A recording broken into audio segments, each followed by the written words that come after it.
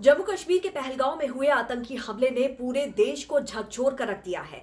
इस हमले में ज्यादातर वो लोग मारे गए जो पर्यटक थे और घाटी में घूमने आए हुए थे। लेकिन इस बार आतंकी हमले में जो अलग बात दिखाई दी वो ये कि इन हमलों का हमास के हमलों जैसा ही स्टाइल था। आतंकियों ने जिस तरह से हमला किया उससे उनके और इजराइल के दुश्मन हमास के बीच का कनेक्शन साफ दिखा। हमास की तरह ही इन आतंकियों ने भी बेगुनाह और निहत्थे लोगों को निशाना बनाया, लोगों को धर्म के आधार पर टारगेट किया। रिपोर्ट्स के मुताबिक इस पूरी वारदात का एक्शन कैमरे में रिकॉर्ड किया गया। हमास से मोटिवेशन इसलिए भी माना जा रहा है क्योंकि हाल ही में यह आतंकी संगठन भारतीय सीमा के पास तक आ गया था। हमले से पहले पाकिस्तान के कब्जे वाले कश्मीर में आतंकी संगठनों और हमास के बीच बैठकें हुई थी जो इस साजिश का हिस्सा मानी जा सकती है। हमले की क्रूरता इस बात से जाहिर होती है कि आतंकियों ने हिंदू पर्यटकों को चुन चुन कर निशाना बनाया, उनसे जबरन कलमा पढ़वाने की कोशिश की गई और ना मानने वालों को गोली मार दी गई। कई घायलों की मौत ज्यादातर खून बहने से हुई। इस हमले की जिम्मेदारी लश्कर-ए-तैयबा से जुड़े संगठन द रेजिस्टेंस फ्रंट यानी कि टीआरएफ ने ली है, जिसके पीछे पाकिस्तानी सेना और आईएसआई का हाथ बताया जा रहा है।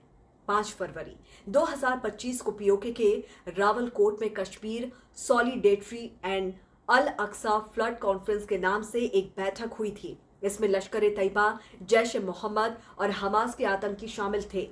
इस रैली का मकसद जम्मू कश्मीर में आतंकवादी हमलों को बढ़ाना और वहां के स्थानीय लोगों को भारत के खिलाफ भड़काना था। हमले से ठीक पहले शनिवार को पीओके के रावलकोट में एक और मीटिंग हुई थी जिसमें लश्कर के मारे गए आतंकी आकिफ हलीम को श्रद्धांजलि दी गई।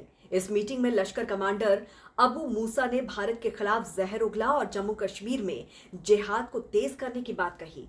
इस सभा की सुरक्षा पाकिस्तानी सेना और आईएसआई ने की।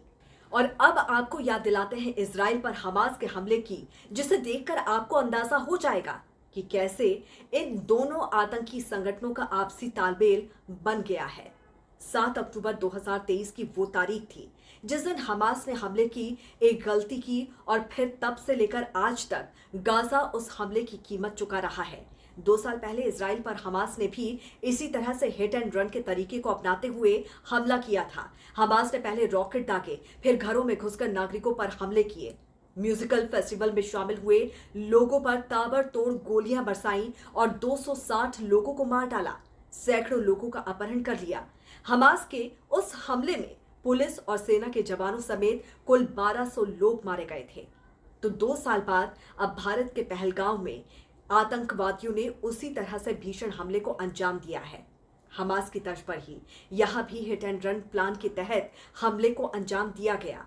हमास के हमले की तर्ज पर ही आतंकियों ने पहले लोगों से उनके धर्म की पहचान पूछी और फिर गोलियां बरसाईं। ठीक हमास हमले की तरह ही आतंकियों ने अपने टारगेट को घेरा और गोली चलाने लगे।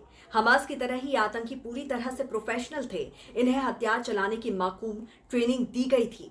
ये हमला कर मौके से फरार हो गए। ये पुलिस की वर्दी में आए ताकि किसी को शक ना हो सके। तो इस पर आपकी क्या राय है, जरूर बताइए। जुड़े रहिए राष्ट्रहित टीवी के साथ। नमस्कार।